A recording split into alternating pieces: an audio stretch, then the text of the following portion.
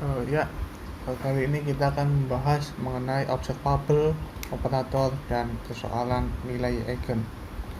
Jadi, kita memiliki definisi bahwa observable yaitu variabel dinamik dari partikel yang dapat diukur. Jadi, seperti yang kita bahas sebelumnya, bahwa untuk menghitung suatu informasi dari partikel, kita mencari observable yang didapatkan dari fungsi gelombang partikel. Nah, misalkan posisi, momentum sudut, energi itu adalah contoh dari observable. Nah, observable itu direpresentasikan oleh operator linier dan Hermitian yang ditulis operator A. Misalkan observable A dia direpresentasikan sebagai operator A. Kita akan membahas sifat linear dan Hermitian. Nah, operator A itu dia adalah rumusan matematis saja. Jadi apabila sebuah operator dikerjakan pada objek matematik C itu kan seperti yang kita bahas sebelumnya bahwa fungsi gelombang itu kan dia tidak memiliki makna fisis. Sebenarnya itu hanyalah fungsi matematis saja. Jadi ketika operator A dikerjakan pada sebuah objek C, dia akan menghasilkan objek lain V. Jadi operator A ini dia mengubah C menjadi V. Nah, apabila C ini dia adalah fungsi yang memiliki beberapa variabel xi. Jadi misalkan C ini merupakan fungsi dari x1, x2, x3 dan seterusnya, maka operator yang dikerjakan pada C dia akan menghasilkan V x1, x2, x3 dan seterusnya yang memiliki jumlah variabel yang sama dengan C. Jadi dia tidak mengubah jumlah variabelnya. Jadi variabelnya tetap sama. Nah, operator dikatakan operator linier. Operator linier kan dia syarat dari observable. Apabila untuk skalar alfa dan beta dan fungsi C dan V, operator A memiliki sifat bahwa A bekerja pada alfa C ditambah atau dikurangi beta V, dia sama dengan A.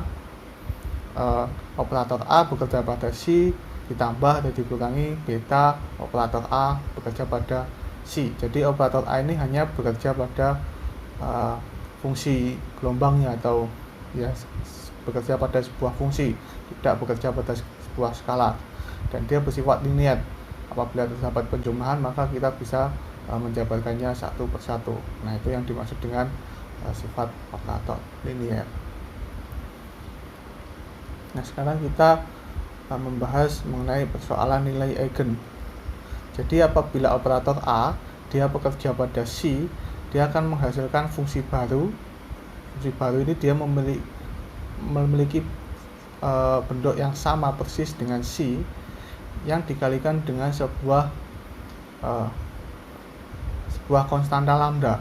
Nah, konstanta lambda ini dia disebut dengan nilai eigen dari operator A, dan C disebut sebagai fungsi eigen dari operator A. Jadi kita secara matematis memiliki bentuk ini. Jadi misalkan operator A bekerja pada C, dia menghasilkan fungsi yang sama C, hanya saja dikalikan oleh sebuah konstanta saja. Jadi misalkan ada operator A bekerja pada X, jadinya ini tetap X, ya ini misalkan sebuah konstanta C1 gitu. Nah, C1 ini disebut dengan nilai eigen dari operator A.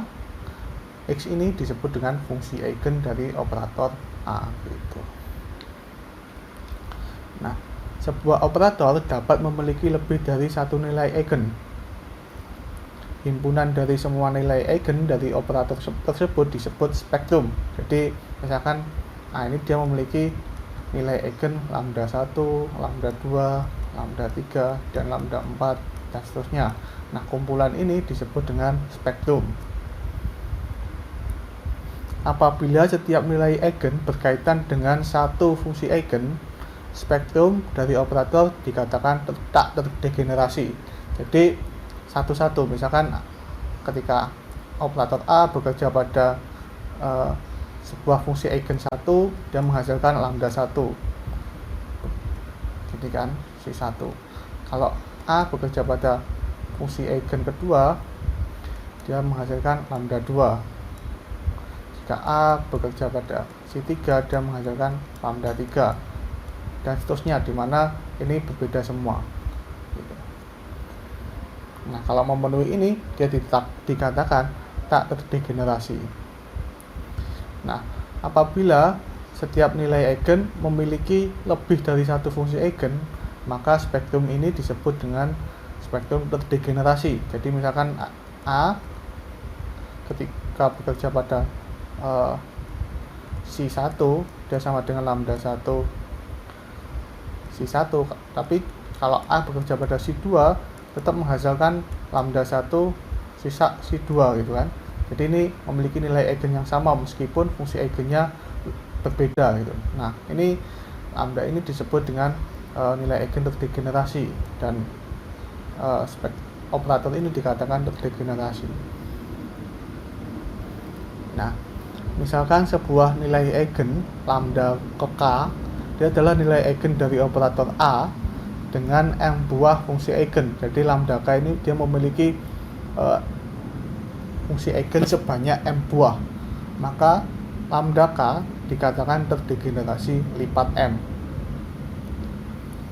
Dalam mekanika kuantum, secara umum operator berupa operator kompleks, sehingga secara umum nilai eigen juga berupa kompleks, gitu kan. Nah, sekarang kita akan membahas tentang operator Hermitian.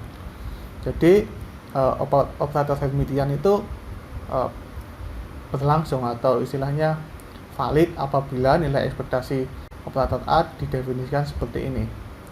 Dimana ini kan misalkan yang kita kenal di sebelumnya, bahwa mencari nilai ekspektasi dari suatu operator, dia adalah operatornya bekerja pada fungsi gelombang. Nah, apabila kita tulis sebuah operator lain yang bekerja pada fungsi gelombang kemudian dikonjugatkan, jadi dia ditaruh di depan namun memiliki bentuk yang berbeda. Nah, A ini disebut A dagger. Ini dikatakan A dagger. A dagger atau pedang gitu kan. Gambarnya pedang. Nah, ini disebut operator Hermitian konjugat.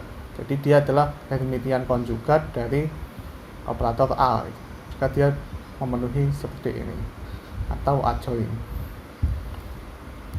Nah, operator A dikatakan Hermitian jika A sama dengan A dagger gitu kan.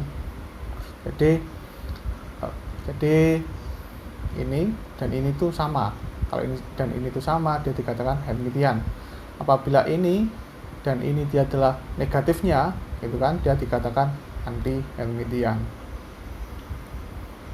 Apabila operator A adalah sebuah matriks, maka A dagger itu dia didefinisikan bahwa A dagger sama dengan A transpose terus dikonjugatkan gitu.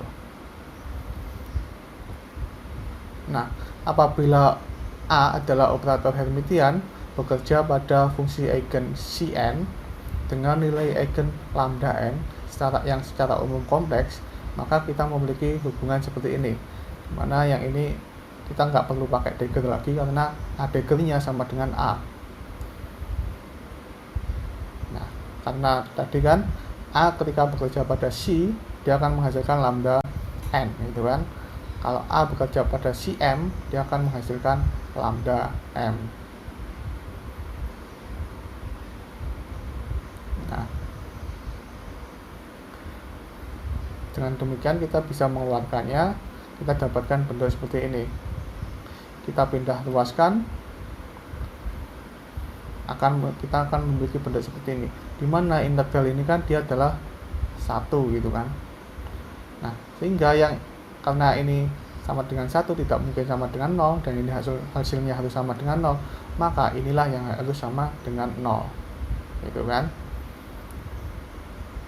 Nah, dengan demikian kita bisa dapatkan lambda n sama dengan lambda n konjugat, yang kita bisa dapatkan informasinya bahwa nilai eigen dari operator Hermitian itu pasti real. Nggak mungkin ada nilai kompleks yang konjugatnya sama dengan dirinya sendiri. Nah, jadi misalkan kita memiliki persamaan nilai eigen yang tak terdegenerasi. Jadi misalkan operator A ketika bekerja pada fungsi eigen Cm, dia menghasilkan nilai eigen lambda m. Ketika operator A bekerja pada Cn, dia menghasilkan nilai eigen lambda n, gitu kan? Sehingga dan karena tidak degenerasi, otomatis lambda m tidak sama dengan lambda n. Nah, kita tinjau sifat hermitisitas dari operator A. Sifat Hermitian akan terpenuhi apabila memenuhi sifat seperti ini kan. Dengan demikian kita akan mendapatkan bentuk seperti ini. Nah, karena ini tidak sama dengan ini, lambda m tidak sama dengan lambda n, otomatis hasil ini tidak mungkin sama dengan 0, gitu kan. Nah, dengan demikian integral inilah yang harus sama dengan 0. Nah, karena integral C n konjugat Cm dx sama dengan 0, maka fungsi eigen Cm dan Cn dikatakan ortogonal. Karena untuk n dan m yang berbeda, integralnya itu sama dengan 0. Fungsi eigen dari operator Hermitian dia memenuhi kondisi ortonormal. Maksudnya kondisi ortonormal itu dia integral minus tak hingga sampai tak hingga Cm konjugat Cn dx dia harus sama dengan 1 kalau m-nya sama dengan n, 0 kalau m-nya tidak sama dengan n. Nah, ini kalau yang ini dia memenuhi sifat ortogonal karena untuk m dan n yang berbeda dia integralnya 0. Nah, kalau ini memenuhi sifat ortonormal karena integral untuk n yang sama dia bernilai 1. Kalau tidak ternormalisasi, itu untuk n yang sama memiliki nilai sebuah bilangan, sebuah konstanta. Nah, kalau ini bernilai 1, dia disebut ternormalisasi. Nah, karena fungsi eigen dari operator Hermitian memenuhi kondisi ortonormal, kita bisa pandang dia sebagai basis. Nah, seperti sinus atau kosinus, dia bisa dipandang sebagai basis dari sebuah fungsi, gitu kan.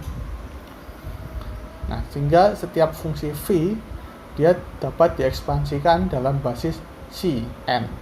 Jadi v ini dia dijabarkan dalam fungsi Cn yang memiliki koefisien masing-masing Cn, di mana Cn ini dia adalah integral dari v Cn dx, gitu kan. Nah, ini disebut dengan deret Fourier. Namun kalau dalam deret Fourier kita tahu bahwa basisnya itu berupa sin dan cos, gitu kan. Sedangkan ini basisnya adalah fungsi eigen yang ortonormal dari operator Hermitian.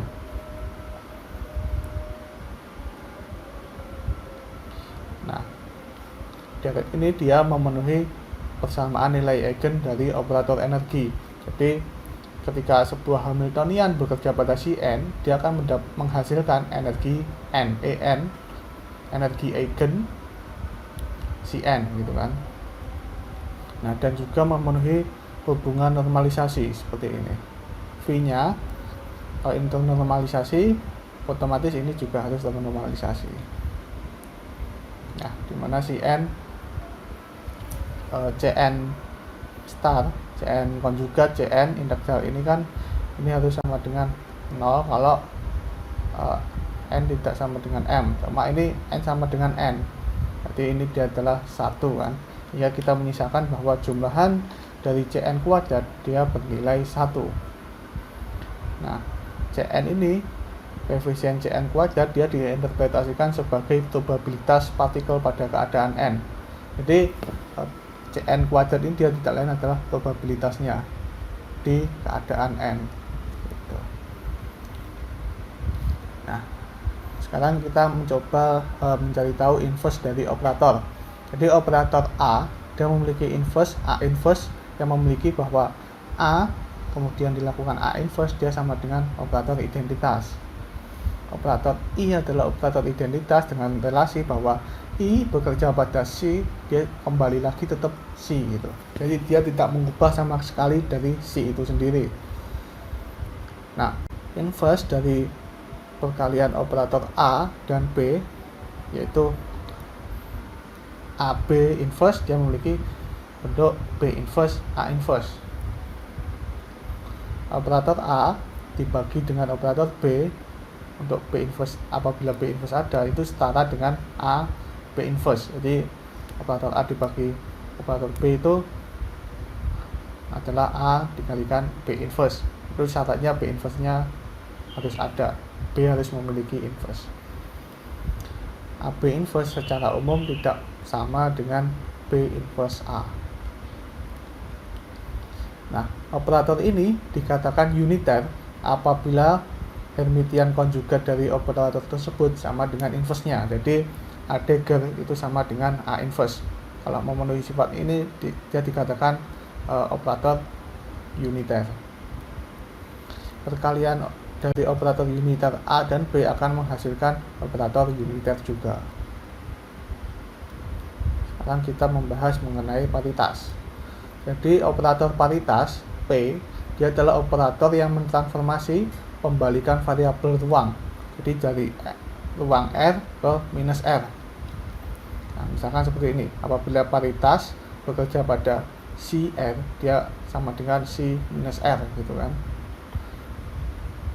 Apabila fungsi CR yang dikerjakan pada operator paritas tidak berubah, misalkan paritas bekerja pada CR sama dengan CR itu sendiri, maka fungsi dikatakan simetri atau memiliki paritas genap. Misalkan paritas pada X kuadrat itu kan sama dengan minus X kuadrat, dia sama dengan X kuadrat gitu kan, artinya dia simetri dan memiliki paritas genap. Nah, apabila fungsi CR yang dikerjakan operator paritas menghasilkan negatif fungsi awal, maka fungsi dikatakan antisimetri atau memiliki paritas ganjil. Jadi misalkan P bekerja pada X, dia telah minus X. Nah, ini kan negatifnya, dia memiliki paritas ganjil. Itu bersifat Hermitian dan uniter.